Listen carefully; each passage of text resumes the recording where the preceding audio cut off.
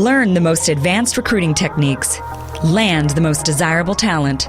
Launch your company towards massive success. This is the Higher Power Radio Show with Rick Girard. Today we're talking about workforce planning, and our goal is to provide clarity of what is really needed versus what you think you want. Evaluating your internal team and your mission is crucial to get the right people in the right seats at your company. Today's quote: never look back unless you're planning to go that way. Any idea who said that, Miss Katie Weber? I happen to know, but you can say it. I cheated. It's Henry David Thoreau. That's okay. I like cheating.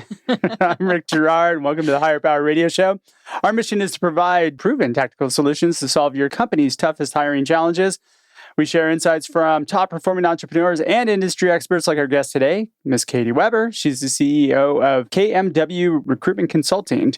Katie has worked around the world with early-stage startups to global Fortune 500s. There's my tongue twister for today.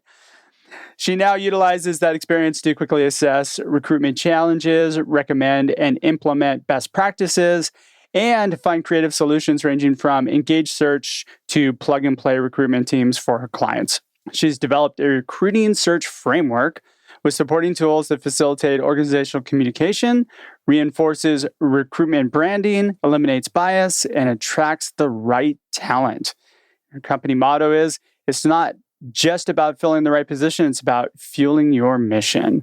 Katie, welcome to the Higher Power Radio Show today. Thanks. Happy to be here. Yeah, happy to have you. Today, we're going to talk about what happens when you don't plan or you don't assess what you have. We're going to talk about where to start, and we're going to talk about how to implement that. So let's start out with why is it important to have workforce planning? In the first place. Right.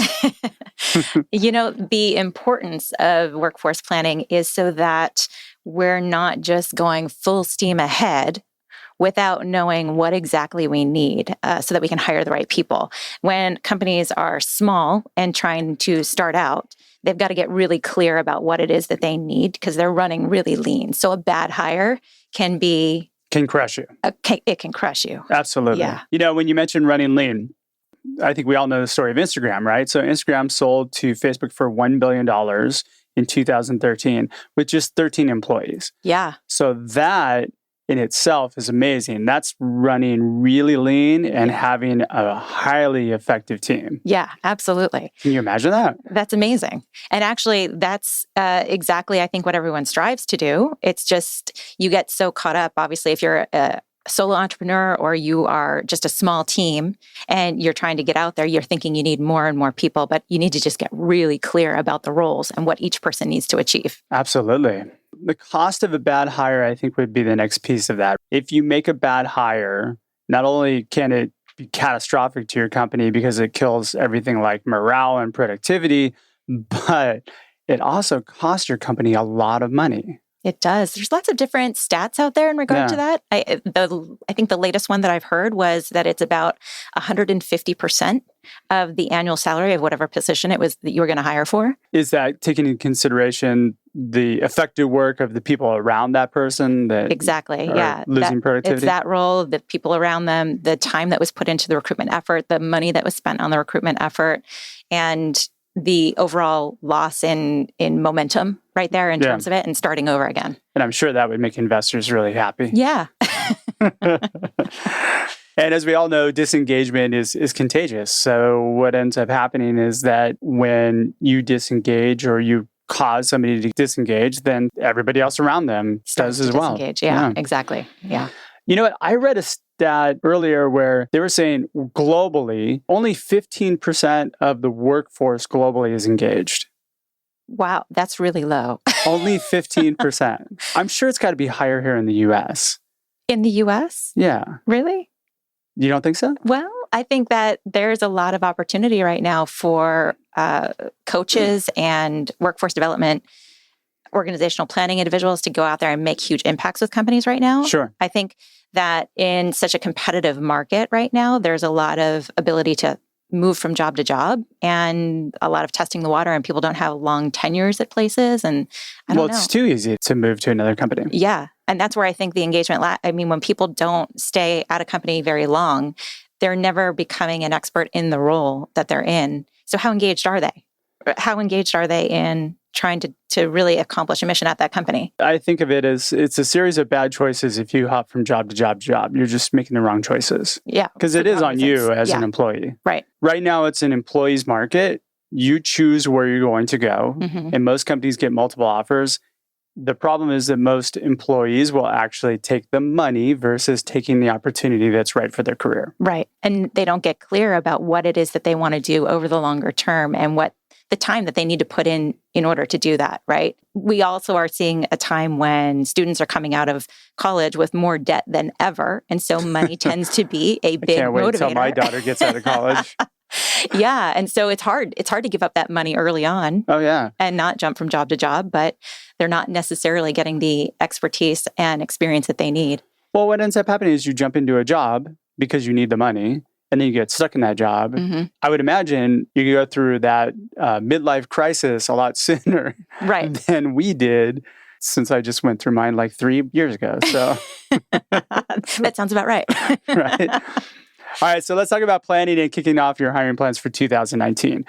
What needs to happen? All right, so you have a step-by-step process. If I'm a small company and I just got some money and I'm looking to hire, what do I need to do first? Right, exactly.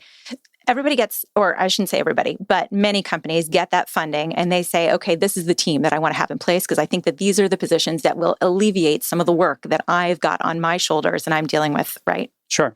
So, but they need to get really clear about the mission that they're trying to achieve as an organization. Are they accepting the right kind of projects and work?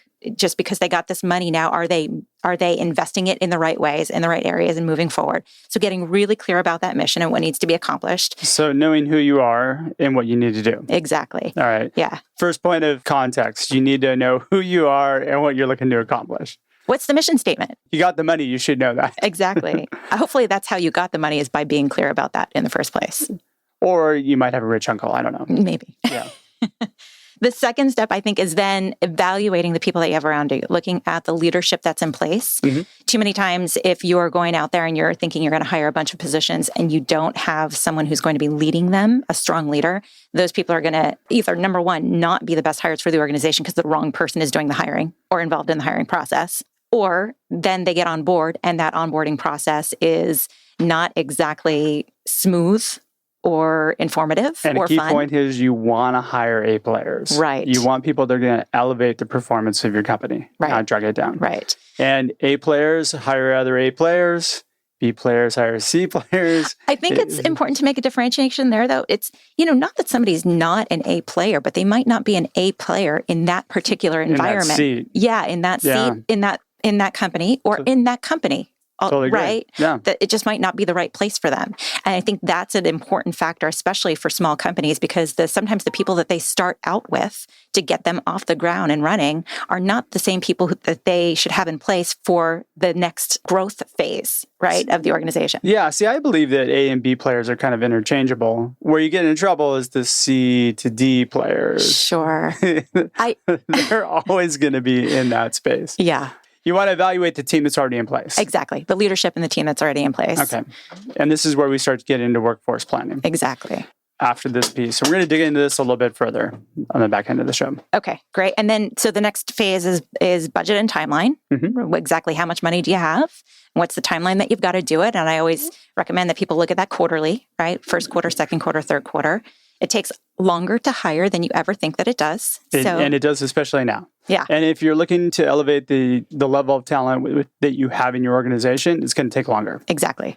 Because you're going to have to be pickier. You're going to have to pass on people that you would have normally hired just because they're not the right fit. Exactly. And you're not going to find unemployed candidates right now. So everybody's got to give notice at their current organization, which is going to delay the process further. Best, you're getting an extra 2 weeks where they can start, but most people are 3 dragging weeks. out 3 to 4 weeks. Exactly, yeah. And then just looking at the actual volume of positions that's needed and what kind of hiring partner or strategy, recruitment strategy do you need to fill those positions? That could be an contract recruiter that comes in to help for a staffing surge. That could be a retained firm that actually helps with one key role and then you're able to advertise for the rest. That could be an HR/recruitment, somebody who's got combined experience to come in and help the company grow and knows something about organizational design. That's 3 very, very basic options, right? But there's tons of scenarios. Well, let's say I'm a startup. I just got my Series A round, building out around that. Or should I just go balls to the wall and go, hey, look, I need to hire a bunch of people to get stuff done?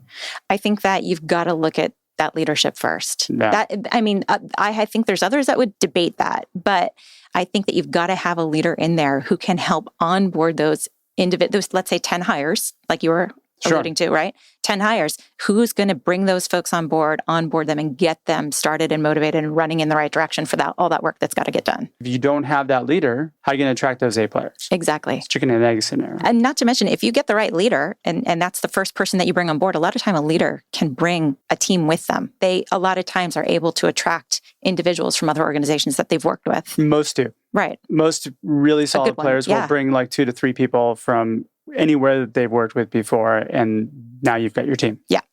All right, if you're just joining us on the podcast or the live stream, you're listening to the Higher Power Radio Show. I'm your host, Rick Girard, and today our guest is Katie Weber, the CEO of KMW Recruitment Consulting. And we are talking about evaluating your internal team and planning for workforce development. Okay, so I'm a big fan of Jim Collins. I like the let's first who and then what, right? Okay. So first who kind of comes into play here because you really need to know who you are. And then, of course, who you're going to hire. He's kind of flopped it toward the mission side a little. Right. So let's talk about the people first, right? I mean, you were talking about a 10-person organization, but let's just say that this organization is a little bit larger. Sure. Maybe it's 40, 50 people. And you've got to really evaluate who you've got on the team already. And I want to just go back to that point that I was making before, where sometimes the individuals that you bring in when the organization is really small are not going to be the right individuals to take you through the next growth phase. Yeah, of the especially a year or two down the road. And Rick, I've seen too many times where an organization is small, and so they don't put standardized processes in place like performance reviews. No, there's no standardized process. No. Or at least have some sort of structure in place. It doesn't necessarily have to have a performance review. I have one company that I know where they actually do peer-reviewed performance reviews. Sure. Do they do them on a schedule? No. Yeah. You're nominated. It's kind of an interesting thing. So what you do is you reach out to your peers and say, hey, can you nominate me for a peer review for a raise or elevation in title? Sure. So they make it an interactive activity between everybody in the organization. Okay. Interesting. That's an interesting take on it, but it works really well for them. Okay. Yeah. I guess, some people can really work that out. I think that it's really important to have clear expectations for your new employees who come into the organization. Absolutely. So, in 90 days, they want to know if they're doing well and they're moving in the right direction and they're accomplishing the goals that they were hired to achieve. Most companies don't have goals that they need to achieve in 90 days. So putting performance metrics in place is a huge piece of it. Absolutely. Yeah. And that's, again, if you're clear about the mission and you've got deliverables that need to be met, you've outlined them by quarter, there should be some goals in place for the new people that you bring on board. This is where planning comes into play. Absolutely. And this is where, even when you're putting those job descriptions out there to attract the right talent, you're using those goals as part of the messaging for the role. Oh, absolutely. To make sure that you're getting the right talent on board. You really have to take a break from the daily firefighting. Right. And sit down on a weekend, meditate with your team, and write all this stuff up. Because what's most important is getting the right people in the right seats. Absolutely. Yeah. 100%. And getting the wrong people off the bus. Exactly. When the time comes. Yeah. And too many times people think that that's a really difficult thing to do. And it doesn't have to be. If there's regular check-ins, if there's regular performance evaluations, and you can call them whatever you want, whether it's a peer review or something else, when you're having those conversations on a regular basis and you can see that you're not aligned with someone, they can see it too. And it's usually of no surprise to anybody. Absolutely. Yeah. And you know what? Then if you do it in advance and it's proactive, you're giving that person an opportunity to find someplace where they can excel, right? As opposed to this environment where they might not be anymore. All right. So this leads us into actually evaluating the internal team, because you brought up a good point here. How do you look at your internal team? What do you look at? How do you move forward from there? Sure. So what I like to do with my clients is really sit down and evaluate to them what their core values are as an organization. So do they know them most of the time? Sometimes they do, sometimes they don't. And so we have to have some exploratory conversations about it. And I ask them to define challenges within the organization and what kind of person or trait they think it's going to take to overcome that challenge. So I'll give you an example. One of the organizations that I was just working with, smaller organization, only about 45 people, and they were a very siloed organization. So when I started asking them about the challenges, the first thing they said to me is, I need an open leader, someone with open leadership skills. And I said to them, what does that really mean for you?